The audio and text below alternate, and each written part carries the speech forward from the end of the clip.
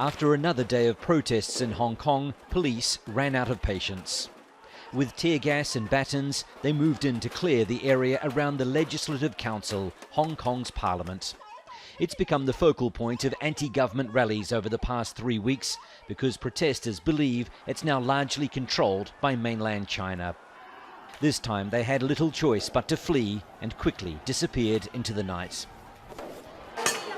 The catalyst for the police action was a decision by the protesters to seize control of the Legislative Council. After hours of smashing windows and doors, they went inside, vandalising the building as they went. After several protests over the past 3 weeks, some of them turning violent in clashes between protesters and police, this group was able to force its way into the debating chamber in the Legislative Council, facing very little resistance along the way. They say they had no choice but to escalate the situation after becoming frustrated that the government wasn't listening to them. I think for many Hong Kongers and many young people, they didn't expect that it took so long for the government to respond. There are rallies every year on July the 1st, which is the day 22 years ago that Hong Kong was handed back to China by Great Britain. But there were much larger numbers this year because of a proposed extradition law.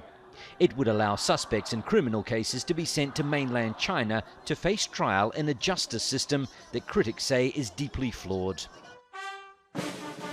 The bill has been suspended, but opponents want it scrapped altogether and the resignation of Hong Kong's chief executive, who spoke earlier on Monday at a ceremony to mark the anniversary.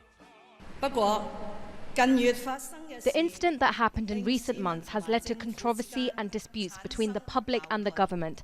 This has made me fully realise that I, as a politician, I have to remind myself all the time of the need to grasp public sentiment accurately. The system agreed between Great Britain and China 22 years ago was one country, two systems for 50 years. But protesters believe that deal is being pushed aside by Carrie Lam and her government, who they say are increasingly being dictated to by Beijing.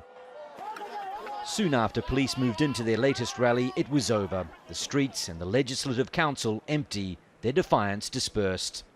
But they left their mark on what's supposed to be the centre of power in Hong Kong.